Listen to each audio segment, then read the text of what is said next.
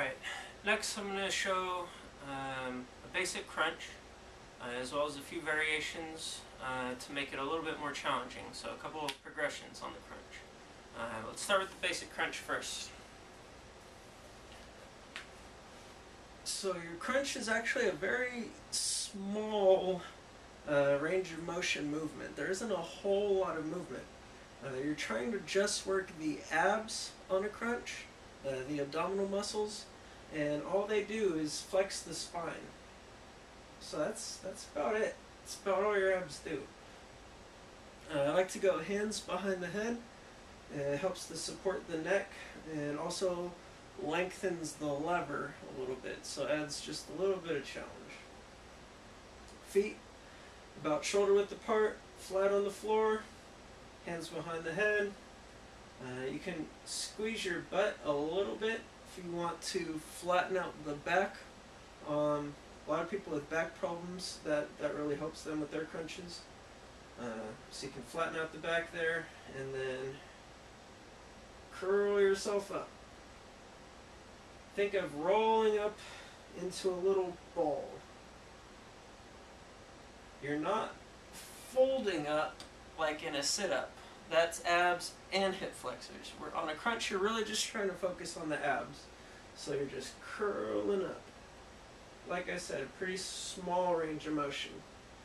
But if you're doing them right, you will feel those abs working. If you want something a little bit more challenging, you can do what I call a curl-up crunch. You get the lower body and lower abs involved.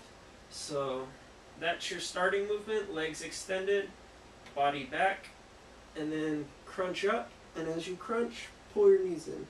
Curl up into a little ball. Extend out. Crunch.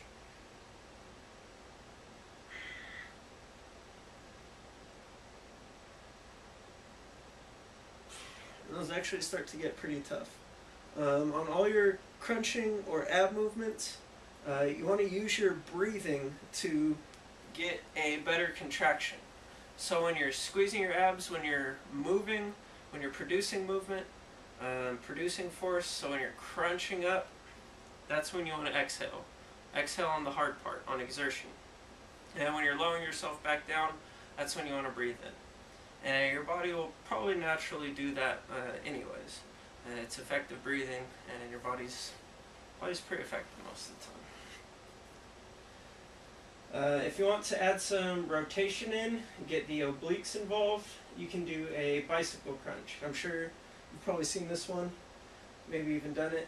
Hands behind the head, you start back in this position, and as you crunch, you're going to rotate, pointing this elbow to this knee, and pull that knee in.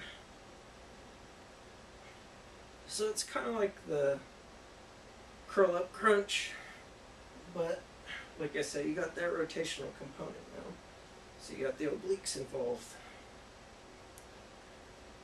And that's a few variations on the crunch. Help you get a pretty good ab workout.